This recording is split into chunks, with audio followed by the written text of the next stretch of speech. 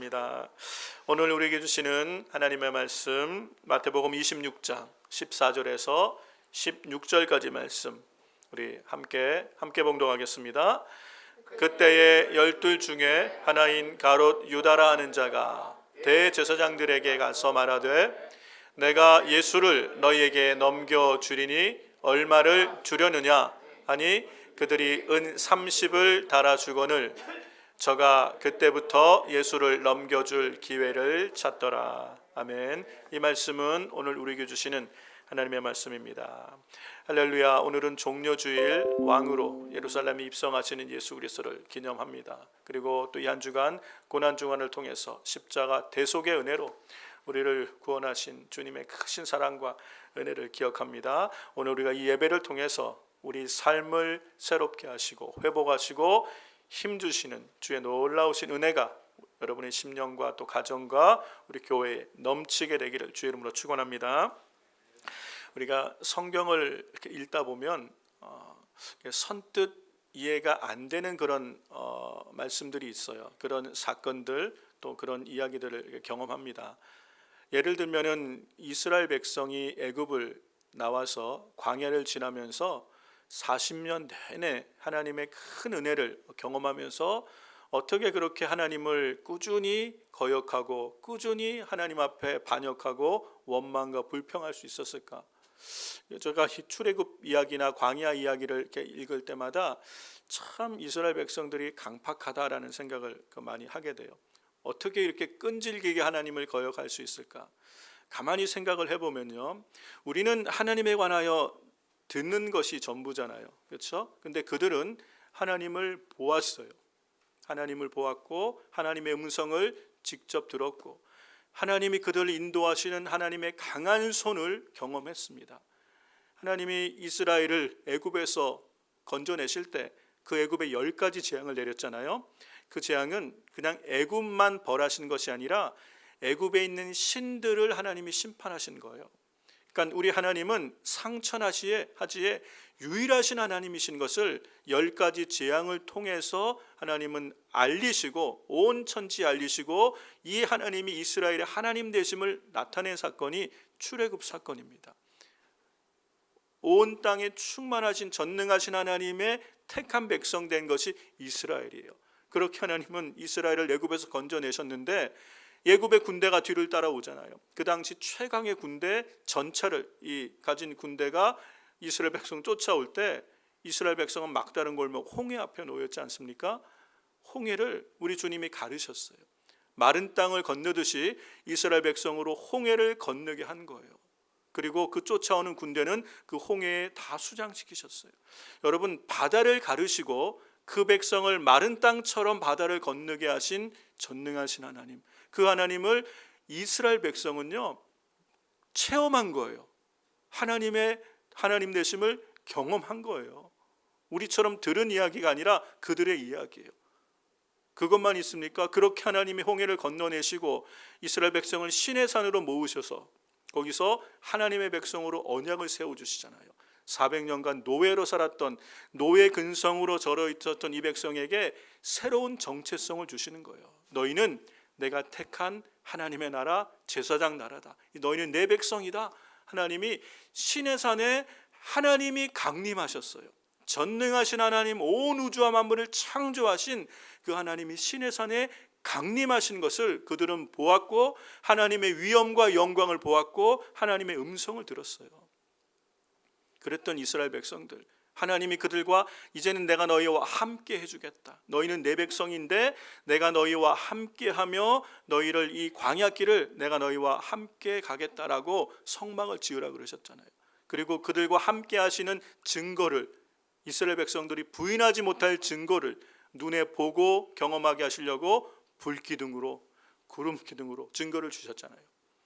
불기둥과 구름기둥을 매일 보면서 하나님이 우리와 함께 하심을 경험한 거예요.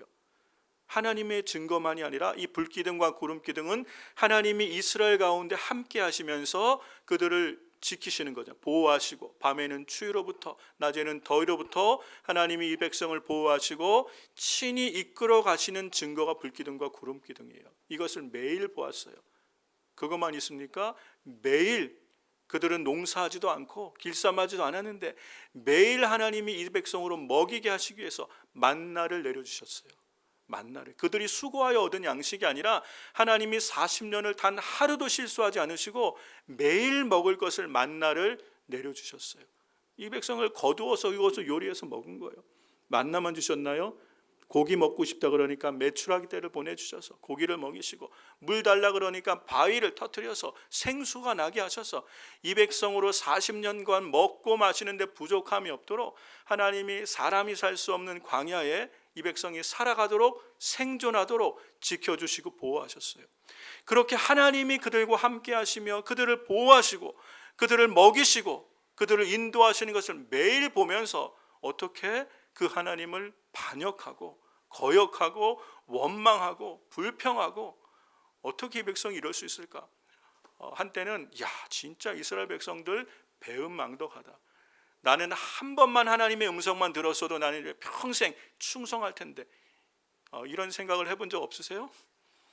여러분, 비슷한 이야기가 이 가룟 유다의 이야기예요.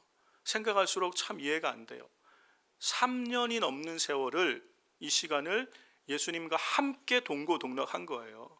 3년을 예수님에 관하여 들은 게 아니라 예수님과 함께 있고, 사도 요한의 말에 의하면 우리가 그 영광의 아버지 예수님을 보았고 들었고 만졌다라고 말하는, 예수님과 함께 먹고 자고 마시고 함께 예수님과 동고동락했던 사람이 제자들이에요. 예수님의 기사와 능력을 보았죠. 예수님 안에 있는 신성을 보았어요. 이분은 하나님이 보내신 분이라는 걸 확실히 알았어요.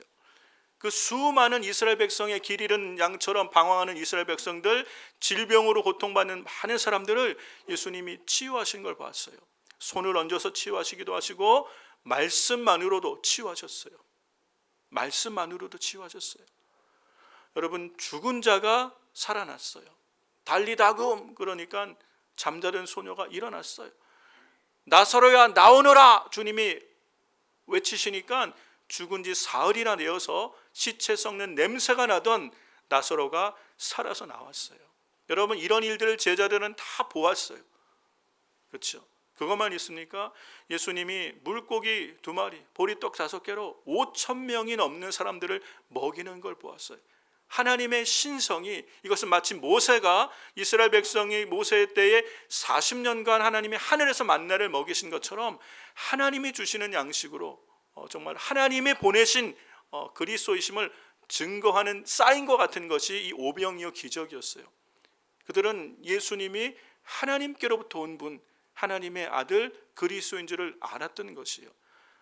확실하게 예수님이 누구신지를 알 수 있었어요. 그렇죠? 여러분, 그런 일들만 있었던 것이 아니에요. 예수님께는 놀라운, 예수님의 안에는 하나님의 신성이 충만하게 거하는 것을 제자들은 가까이서 보았어요. 변화산에서 예수님이 변화된 모습도 보았고요. 이 갈릴리 어부 출신들이 풍랑이 얼마나 셌고 바람이 얼마나 셌으면, 파도가 얼마나 높았으면 죽겠다고 살려달라고 그렇게 외칠 정도로, 그렇게 풍랑과 바람이 셀 때 예수님이 명령으로 바다야 이 고요하라 잠잠하라, 주님의 말씀에 바다가 순종하고 바람이 잠잠해지는 이 초자연적인 예수님 안에 있는 신성을 이들이 목격하며 고백하는 게, 그는 진실로 하나님의 아들이소다. 여러분, 제자들은요 예수님과 3년 반을 지내면서 예수님이 하나님께로 오신 그리스도이신 줄 알았어요. 하나님의 아들이신 줄로 확실히 믿었어요. 그런데 어떻게 이 예수님을 배반할 수 있냐는 것이, 그것도 그 당시 노예 한 사람 값밖에 안 되는 은 30에 예수님을 어떻게 팔 수 있냐는 것이, 이게 이해가 안 되는 일이죠.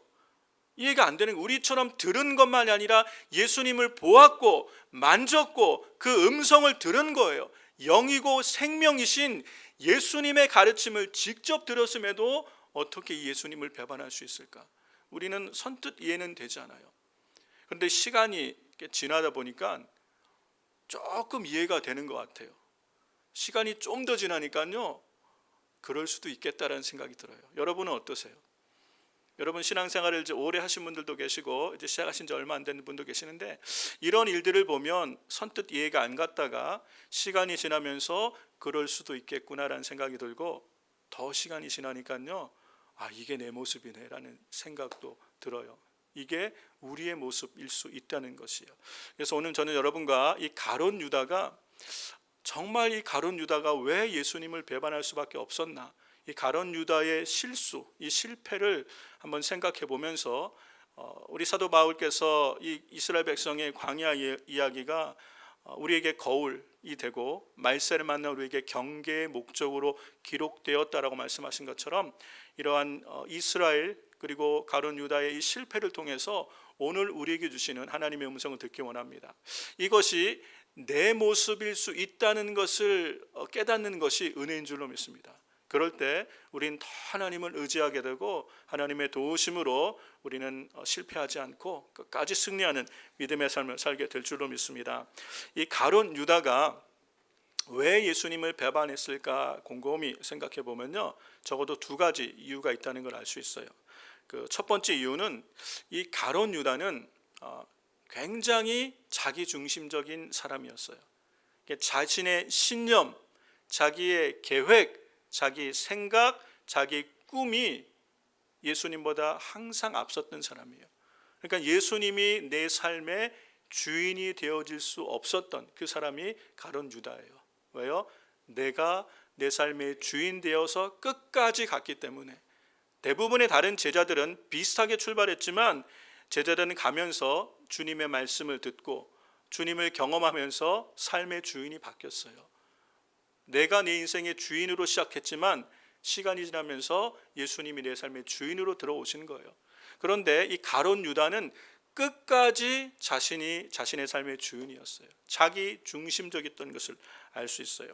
예수님의 제자들에 대한 우리가 배경을 좀 이해를 해보면 당시 예수님의 제자들 대부분이 이 갈릴리 출신이에요. 근데 이 갈릴리란 지역은요, 그 당시에 열심당원들, 곧 좋은 얘기로 하면 유대의 독립을 위해 일했던 독립운동가들의 본거지가 이 갈릴리에 있었어요. 그러니까 갈릴리 사람들 대부분은 굉장히 어떤 이런 투쟁적인 그런 마인드가 많이 있었던 것 같아요. 이스라엘의 독립, 이 유다의 독립을 위해서 애썼던 사람들이 이 갈릴리 지역에 많이 모여 있었어요.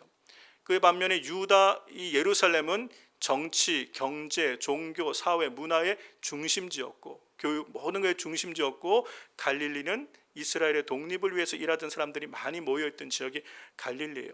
그렇다는 얘기는 예수님의 제자들은 거의가 다 갈릴리 출신이에요.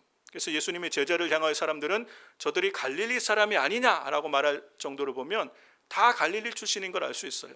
그렇다는 것은 이 성경을 연구하는 학자들이 얘기하는 게 예수님의 12 제자들 중에 적어도 4명은 이 열심당 출신이었을 것이다 라고 얘기해요.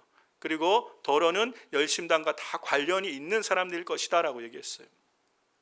이 열심당원들, 이 예수님의 12 제자의 이름이 사도행전 1장 13절에 11제자가 나오고 누가복음 6장에도 제자들의 이름이 나오는데 그 이름 중에는 셀롯인 시몬이라는 이름이 나와요. 이 셀롯이란 말을 새번역과 현대인의 성경에서는 열심당원인 시몬이라고 정확하게 번역해주고 있어요. 이게 영어로 젤롯이라는 열심당원을 의미하는 건데, 그러니까 예수님의 제자 중에 열심당원 출신이 있었던 걸 성경은 분명하게 기록해주고 있어요.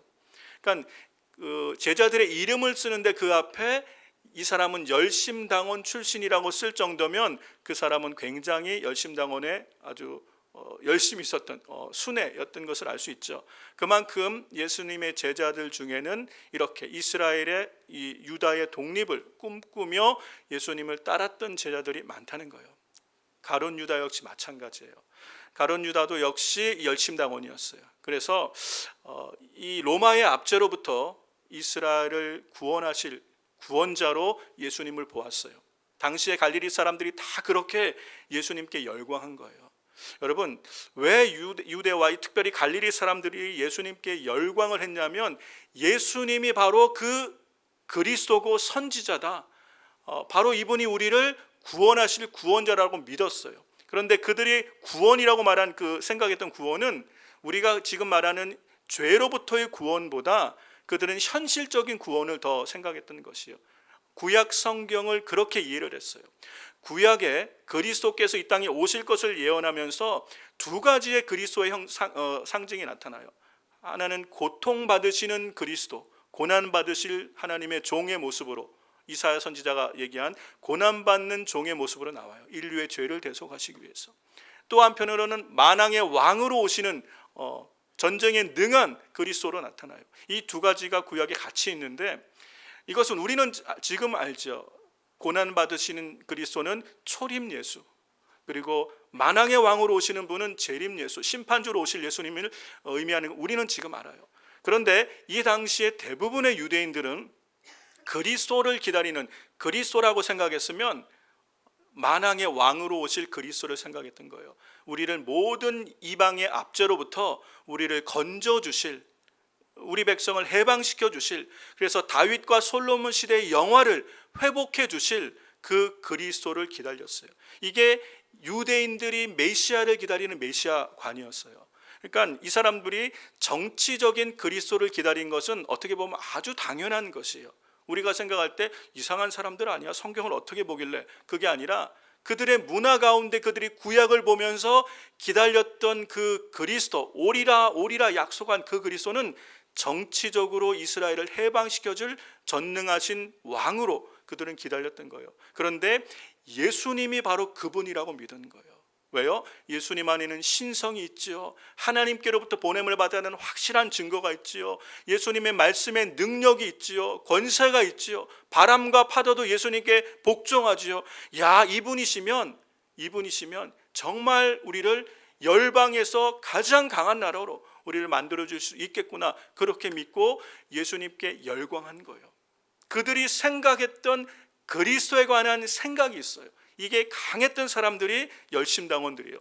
그래서 예수님을 보면서 그 중에 많은 사람들이 예수님의 제자로 함께 하게 되는 거예요. 이 12 제자뿐 아니라 예수님을 따르는 많은 사람들 중에는 이 열심당원들이 많이 있었던 것을 알 수 있어요. 이 가룟 유다도 그 중에 한 사람이에요. 그런데 이 가룟 유다는 그 중에서도 특별히 자기 신념이 아주 강했던 사람이라는 것을 우리가 알 수 있습니다. 그런 예수님께서 이 가룟 유다는 그런 예수님을 보면서 예수님께 열광하고 따랐는데, 어느 시점부터 예수님의 말씀과 예수님의 행동을 보면서 이분이 내가 생각하는 그런 그리스도가 아닐 수 있겠다라는 생각을 한 거예요. 그때부터 가룟 유다가 예수님께 마음을 접기 시작합니다. 그 터닝 포인트가 됐던 그 사건이 오병이어 사건이에요. 이게 예수님의 공생의 한 절반쯤, 중간쯤 지났을 때 있었던 이 오병이어 사건을 통해서 우리는 예수님의 놀라운 기적과 능력을 보면서 우리는 감탄하는데, 이 오병이어 사건으로 말미암아 가룟 유다가 예수님께로부터 마음을 돌리는 계기가 되는 것이에요. 이 오병이어의 사건이 요한복음 6장에 자세히 기록되어 있잖아요. 요한복음 6장을 시작하면 오병이어 사건이 나옵니다. 그리고 이 사건을 통해서 이 갈릴리 사람들이 예수님께 더 열광하며 예수님을 쫓으며 예수님을 그들의 왕을 삼으려는 그런 시도가 있어요. 그때 예수님이 그들을 떠나는 장면이 나오는데, 요한복음 6장 14절에서 15절 말씀을 한번 보시기 바랍니다. 그 사람들이 바로 갈릴리 사람들이 대부분이, 그 사람들이 예수의 행하신 이 표적 오병이어를 말합니다. 이 표적을 보고 말하되 이는 참으로 세상에 오실 그 선지자라 하더라. 15절, 그러므로 예수께서 저희가 와서 자기를 억지로 잡아 임금 삼으려는 줄을 아시고 다시 혼자 산으로 떠나가시니라. 이 갈릴리 사람들이 예수님을 그들의 왕을 삼으려는 이런 움직임이 아주 이제 두드러지게 나타난 거예요. 그런데 저 말씀에서 한번 주목할 것이, 왜 예수님은 혼자 산으로 떠나가셨을까요? 제자들까지 다 보내시고 혼자 가셨어요. 가실 거면 제자들 데리고 가셔야 되는데 왜 혼자 가셨다고 이 말씀을 기록했을까? 근데 제가 어느 날 불현듯 깨달아지는 게, 그렇겠구나. 그러니까 지금 갈릴리 사람들은 이 오병이어 사건 이후에 야, 이분이다 라고 이제 뜻을 정하고 이분을 왕으로 삼으면 되겠구나. 그래서 열광하고 예수님이 깃발만 딱 드시면 다 그 안에 모여서 나라를 시작할 준비가 다 돼 있는 거예요. 여기에 제자들도 같은 마음이었어요. 예수님을 따르는 제자들도 같이 그렇게 생각하고 어쩌면 더 부추겼는지 몰라요. 그래서 예수님은 딱 선을 그시고 혼자 가신 거예요. 혼자 가신 것. 그리고 이어지는 요한복음 6장에 계속 되어지는 말씀이 우리 예수님께서 다시 제자들을 만나시고 많은 사람들이 예수님 비운에 모일 때 예수님이 하시는 말씀이 예수님을 따르는 사람들이 기대하는 말씀이 아니에요. 그들이 이제는 어떻게 우리를 이 로마의 압제에서 해방할지, 나라를 만들고 군대를 편성해서 우리가 정말 강한 나라로 세워, 이런 얘기하시는 것이 아니라 영생에 관한 얘기하시고, 내 살을 먹고 내 피를 마셔야 되고, 나는 생명의 떡이고 나를 먹는 자는 살겠고, 이해할 수 없는 이야기들을 하시니까, 영생에 관한 이야기를 하시니까 당장 현실적이지 않은 거예요. 그들이 기대했던 메시아와 예수님의 말씀은 일치점을 찾지 못하는 거예요. 그러니까 당장 그들의 현실과 상관없는 얘기들을 하니까 그때 많은 사람들이 예수님을 떠났다고 그래요. 요한복음 6장 66절 말씀 한번 보실래요? 요한복음 6장 66절에 많은 사람들이 예수님을 떠났다라고 얘기하고 있어요. 이러므로 제자 중에 많이 물러가고 다시 그와 함께 다니지 아니하더라. 12제자뿐만이 아니라 예수님을 따르겠다고 했던 많은 사람들이 이러한 예수님의 말과 행동을 보고 그 예수님을 떠나서 이제 예수님을 따르지 않는 것이에요. 이때 가룟 유다도 마음을 정했어요. 마음이 예수님께로부터 멀어지기 시작한 거예요. 그것을 예수님이 감지하시고 이 가룟 유다의 배반을 암시하는 말씀을 처음으로 하신 게 이 오병이어 사건 이후에 예수님이 이 말씀을 하고 계신 걸 볼 수 있습니다. 요한복음 6장 64절에서 70절 71절 우리 세 구절만 같이 한번 읽어볼까요? 그러나 너희 중에 믿지 않은 자들이 있느니라 하시니, 이는 예수께서 믿지 아니하는 자들이 누구며 자기를 팔 자가 누군지 처음부터 아심이러라. 70절 예수께서 대답하시되 내가 너희 12를 택하지 아니하였느냐? 그러나 너희 중에 한 사람은 마귀니라 하시니, 이 말씀은 시몬의 아들 유다를 가리키심이라. 저는 12 중에 하나로 예수를 팔 자러라. 예수님을 팔 가룟 유다에 대한 언급을 처음 여기서 하시는 거예요. 그런데 저는 마귀다라고 말하는 것은 가룟 유다가 마귀라는 것이 아니라 하나님 나라의 일을 대적하는 위치에 설 것이라는 얘기예요. 베드로가 주님 안 됩니다 라고 순환을 얘기했을 때, 예수님을 막았을 때 사단아 물러가라 그랬죠. 내가 사람의 일을 생각하고 하나님의 일을 생각지 아니하는도다. 하나님의 일을 생각지 않고 하나님의 일에 거치는 자가 될 때 마귀다, 마귀 일을 한다라고 말씀하는 것이에요. 여기서 이미 이 가룟 유다가 마음을 이렇게 정리한 것을 볼 수 있어요. 주님이 많은 사람들이 떠나가고 이 가룟 유다의 마음도 감지하시고, 그를 예수님을 따르던 많은 사람이 다시는 예수님과 다니지 않게 떠날 때 제자들을 향하여도 물어보시죠. 너희도 가려느냐? 우리 주님의 이 말씀이 어떤 의미인지를 이제 알 수 있는 거예요. 너희도 가려느냐? 베드로가 영생의 말씀이 여기 계시니 우리가 누게로 가오리까? 베드로는 참 깨어 있었던 것 같아요. 어쨌든 이 예수님을 따르던 많은 사람들의 목적이 그들이 생각하는 그리스도에 관한 신념이 있었어요. 그들이 기대하고 바라던 그리스도의 모습이 있었어요. 그런데 예수님의 모습이 그들이 생각하는 그리스도가 아니고 그들이 기대하고 바랬던 모습이 아니니까 예수님에게서도 멀어진 것이에요. 그리고 가룟 유다는 이 예수님을 배반하게 된 것을 보게 돼요.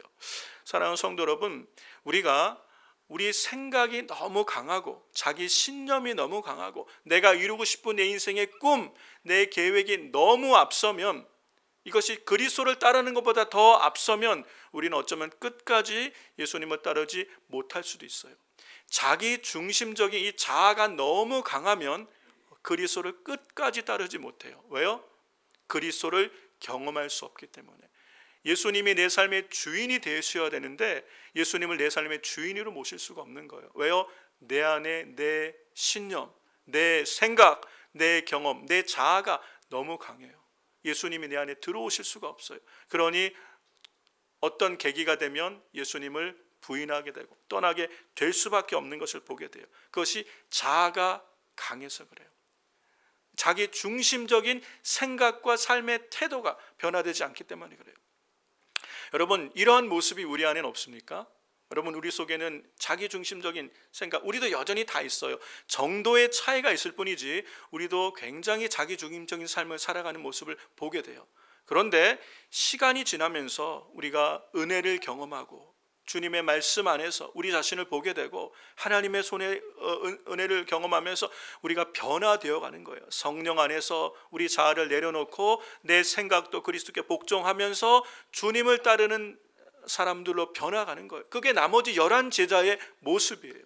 그렇게 변해갈 때 하나님 안에서 새로운 꿈을 가지고 하나님이 붙드시고 세우셔서 하나님 나라의 일을, 그냥 내 한 사람 내 생의 문제가 아니라 하나님 나라의 일을 위해서 쓰임받을 수 있는 존귀한 사람들로 바꾸어 가신다는 것이에요. 이게 은혜예요. 그러므로 우리가 살아가면서 예수님을 따르는 신앙생활 하면서 우리 안에 때로는 가득한 자기 중심적인 생각들이 예수님의 가르침과 부딪힐 때가 있을 때 우리는 우리 스스로를 내려놓고 주님을 따를 수 있는 이 은혜가 있게 되길 주의 이름으로 축원합니다. 그러면 주께서 끝까지 우리와 함께 하셔서 하나님 나라의 일을 이루시는데 우리를 존귀하게 사용하게 되실 줄로 믿습니다. 우리 순전한 교회 성도님들이 그렇게 끝까지 하나님 나라의 일에 쓰임받는 은혜가 있기를 주의 이름으로 축원합니다.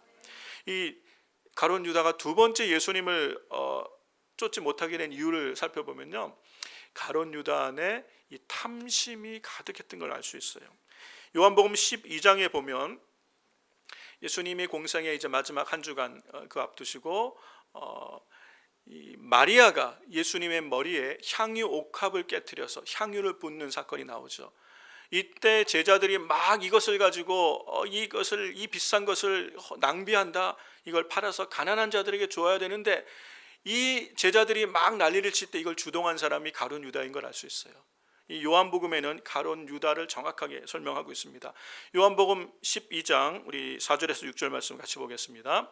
제자 중 하나로서 예수를 잡아줄 가룟 유다가 말하되 이 향유를 어찌하여 300데나리온에 팔아 가난한 자들에게 주지 아니하였느냐 하니, 이렇게 말함은 가난한 자들을 생각함이 아니요 저는 도적이라 돈괴를 맞고 거기 넣은 것을 훔쳐 가미러라.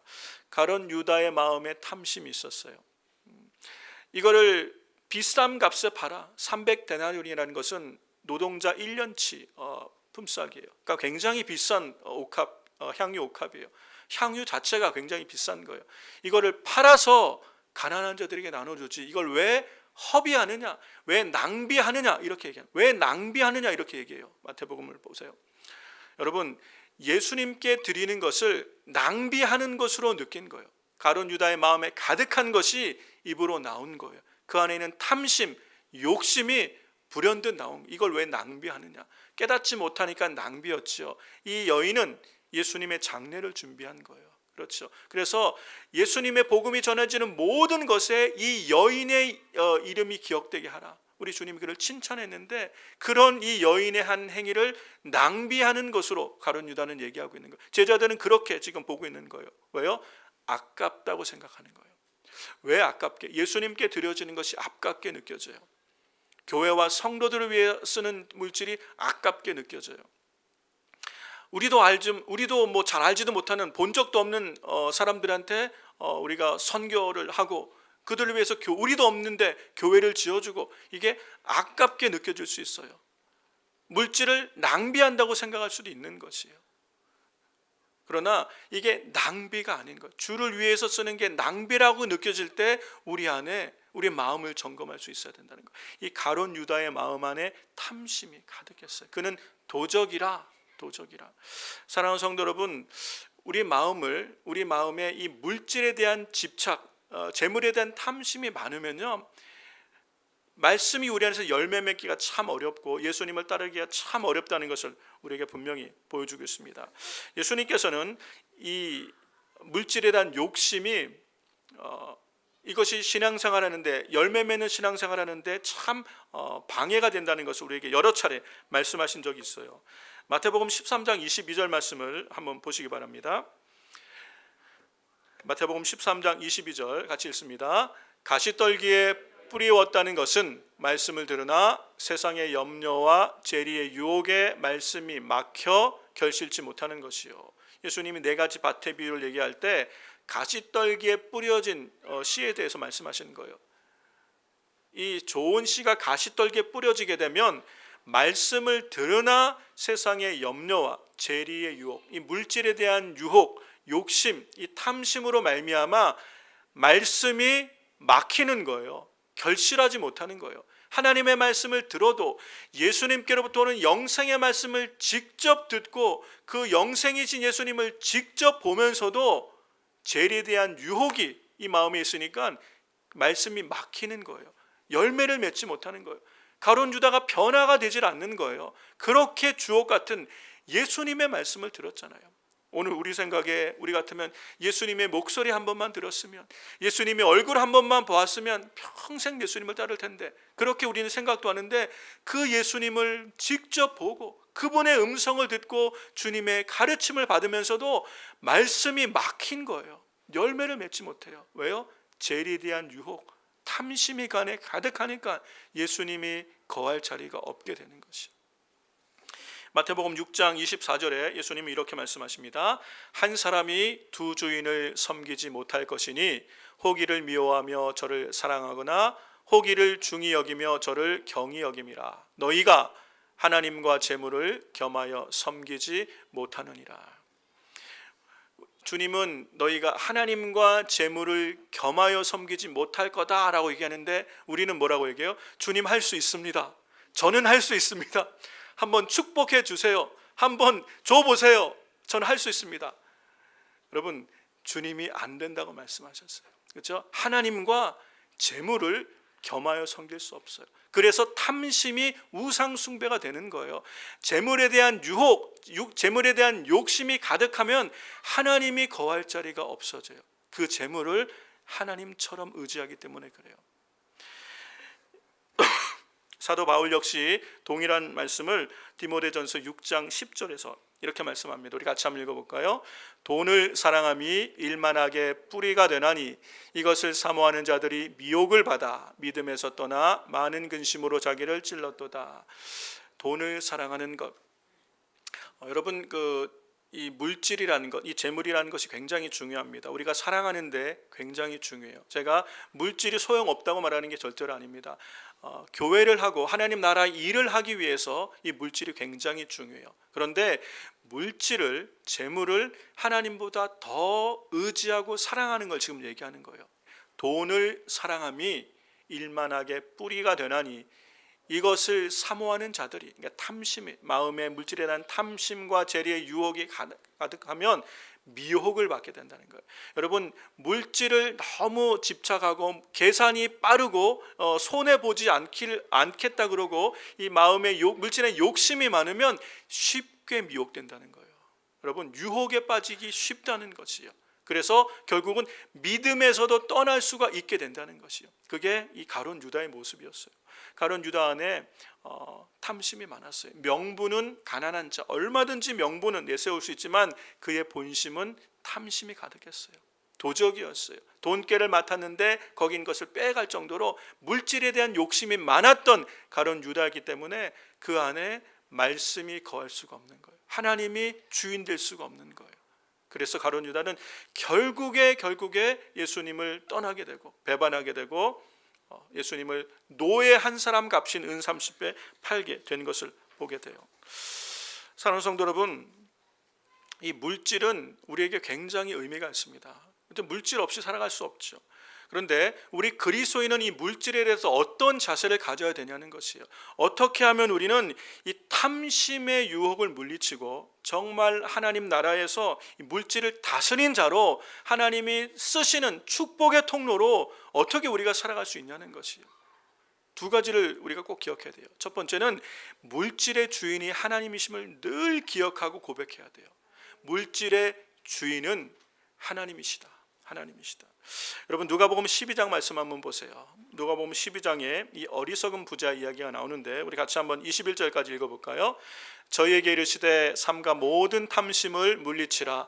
사람의 생명이 그 소유에 넉넉한 데 있지 아니하니라 하시고, 또 비유로 저희에게 일러 가라사대 한 부자가 그 밭에 소출이 풍성함에 심중에 생각하여 가로되 내가 곡식 쌓아둘 것이 없으니 어찌할꼬 하고 또 가로되 내가 이렇게 하리라 내 곡간을 헐고 더 크게 짓고 내 모든 곡식과 물건을 거기 쌓아 두리라.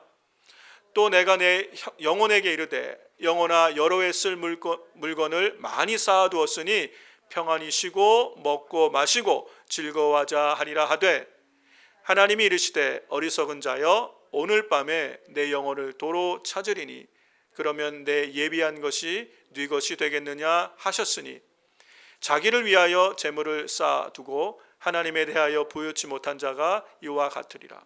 네, 우리는 우리의 삶의 주인이 하나님이심을 잊어버릴 때가 있어요. 재물이 많은 모든 것이 넉넉하면 우리는 그 안에서 안정감을 누려서 하나님이 없어도 괜찮을 거라고 생각해요. 그러나 우리의 삶의 주관자는 하나님이신 걸 알 수 있어요. 하나님이 부르시면 우리는 다 하나님 앞에 가야 되는 인생인 것이에요. 그런데 우리는 이 재물의 소유의 넉넉함으로 말미암아 우리가 착각하는 게 뭐냐면 우리는 이 재물이 다 내 것이라고 생각할 수 있다는 것이에요. 그래서 자기 자신한테는 부유한데 하나님에게는 인색한 삶을 살 수 있는 거예요. 그게 가룟 유다였어요. 마리아와 가룟 유다가 너무 대조되는 거예요. 마리아는 자신의 전부였을지도 모르는 그것을 예수님께 드림으로, 예수님께 부여함으로 그의 이름이, 그의 삶이 하나님 앞에 복 있는 인생이 되었어요. 그런데 가룟 유다는 정말 하나님께 인색한 것이에요. 가난한 자를 이야기했지만 실상은 자신을 생각했던 거 볼 수 있죠. 여러분, 우리는 이 물질의 주인이 하나님이심을 늘 잊지 말아야 돼요. 이 다윗이 역대상 29장 11절과 12절에 너무 귀한 말씀을 고백하고 있어요. 이게 다윗의 기도고 다윗의 노년의 마지막 했던 기도요, 신앙 고백이에요. 저는 새벽마다 이 말씀을 한 번씩 꼭 암송을 합니다. 같이 한번 읽어볼까요? 여호와여, 광대하심과 권능과 영광과 이김과 위엄이 다 주께 속하였사오니 천지에 있는 것이 다 주의 것이로소이다. 여호와여, 주권도 주께 속하였사오니 주는 높으사 만유의 머리심이니이다. 부와 귀가 주께로 말미암고 또 주는 만유의 주제가 되사 손의 권세와 능력이 있사오니 모든 자를 크게 하심과 강하게 하심이 주의 손에 있나이다. 아멘. 사랑하는 성도 여러분, 부와 귀가 주님께로 말미암을 믿으시기 바랍니다. 우리가 힘쓰고 애쓰는 이 모든 일에 열매 맺게 하시는 분이 하나님이심을 기억하셔야 돼요. 모든 부와 귀가 하나님께로부터 오는 것이에요. 하나님이 블레싱 하시고 하나님이 복 주셔야 우리가 그 복을 누리는 삶을 살 수 있는 거예요. 우리 주님의 손에는 권세와 능력이 있어요. 그래서 모든 사람을 크게 하시고 강하게 하시는 것, 우리말로 하면 우리가 성공적인 인생을 살게 하는 게 누구 손에 있다는 거예요? 하나님의 손에 있는 줄로 믿습니다. 이 신앙 고백이 있어야 돼요. 이 믿음이 있어야 돼요. 이것을 평생 신뢰하고 이 믿음 고백으로 살았던 사람이 다윗이에요. 그의 생애가 이렇게 이 믿음의 고백처럼 복 있는 인생을 살았던 걸 볼 수 있어요. 사랑하는 성도 여러분, 하나님께서 물질의 주인이신 줄 믿습니다. 하나님이 복 주셔야 복 있는 인생이 됨을 믿습니다. 그럴 때 우리는 탐심을 물리치시고 하나님이 내게 주신 복으로 하나님과 이웃을 섬기는데 하나님께 부요한 자가 되겠다, 이 마음의 뜻을 정할 때 하나님은 그 사랑을 통하여 일하실 줄로 믿습니다. 탐심의 유혹에 빠지지 않게 되는 줄로 믿습니다. 두 번째가 여러분이 거룩한 부자가 되겠다는 결단이 있어야 돼요.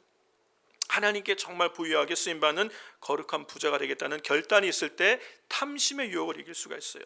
디모데전서 6장 17절에서 19절 말씀 한 구절 읽고 정리하겠습니다. 같이 읽어보겠습니다. 내가 이 세대의 부한 자들을 명하여 마음을 높이지 말고 정함이 없는 재물에 소망을 두지 말고 오직 우리에게 모든 것을 후히 주사 누리게 하시는 하나님께 두며, 여러분, 우리의 소망을 하나님께 두셔야 돼요. 정함이 없는 재물에 우리 소망을 두는 것은 소망이 없는 인생이에요. 하나님께 소망을 두며 18절 선한 일을 행하고 선한 사업에 부하고 나눠주기를 좋아하며 동정하는 자가 되게 하라. 이것이 장래에 자기를 위하여 좋은 터를 쌓아 참된 생명을 취하는 것이니라. 아멘. 사랑하는 성도 여러분, 하나님께서 우리에게 주신 은혜, 하나님께서 내게 주신 것들로 이웃을 섬기며 하나님께 부한 자로 살아갈 수 있는 은혜가 있게 되실 주의 이름을 축원합니다. 탐심을 물리치는 것은 섬기며 나누는 삶을 사는 것이요. 말씀을 정리하면 여러분, 가룟 유다는 예수님의 놀라운 은혜와 사랑을 받았어요. 그렇죠? 예수님의 사랑하시는 제자들로 부름을 받았음에도 불구하고 이 놀라운 은혜를 누리면서 정말 예수님이 기대하시는 믿음의 삶을 살아내지 못하고 결국은 믿음에서 떠나며 예수님을 배반하며 팔게 되는 그 이유는 자기 신념, 자기 중심적인 삶이 너무 강하고, 그리고 탐심에, 이 마음에 가득한 탐심을 이기지 못하기 때문에요. 이것은 한마디로 얘기하면 자아예요. 자아. 우리의 자아가 너무 강하면 우리는 주님을 끝까지 따르지 못해요. 우리의 자아가 깨어져야 돼요. 그래서 예수님은 마태복음에서 우리에게 말씀하신 게, 아무든지 나를 따라오려거든 자기를 부인하고 자기 십자가를 지고 나를 쫓을 것이니라. 이게 우리의 자아가 깨어져야 됩니다. 사랑하는 성도 여러분, 우리 순전하게 모든 성도님들은 자아가 깨어지는 은혜가 있기를 주의 이름으로 축원합니다. 내 생각, 내 계획, 나의 꿈, 내 상한 감정, 내 모든 내 안에 있는 단단하게 딱딱하게 굳은 내 자아가 깨어지면 그 안에 보배로우신 성령께서 우리 안에 넘치는 은혜로 우리 삶이 향기 나는 삶, 풍성한 은혜를 나누는 삶, 축복의 통로로 살아가도록 우리를 인도하여 주실 줄 믿습니다. 이 은혜가 우리 성도님의 삶에 늘 함께하게 되시기를 주의 이름으로 축원합니다.